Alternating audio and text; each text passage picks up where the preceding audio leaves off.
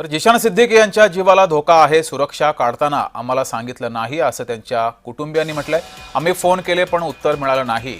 शहजीन सिद्दीकी यांनी संताप व्यक्त केलाय. आतापर्यंत झालेल्या चौकशीची पद्धत चुकीची आहे.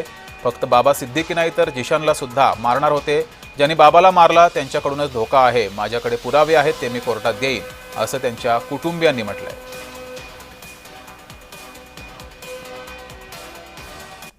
बिल्कुल कम कर दी गई है। जहां 7-8 स्टेन गन के साथ लोग थे, अभी 2 वो पिस्टल के साथ कांस्टेबल है जो मेरे हस्बैंड के साथ भी थे। और मेरे हस्बैंड ने भी लेटर दिया है सिक्योरिटी बढ़ाने के लिए, क्योंकि उनको थ्रेट थी, लेकिन वो उसकी सुनवाई नहीं हुई। और अब जैसे ही मैंने याचिका डाली है कोर्ट में, न्यूज़ आने तक उनकी सिक्योरिटी हटा दी गई। तो कौन जिम्मेदार होगा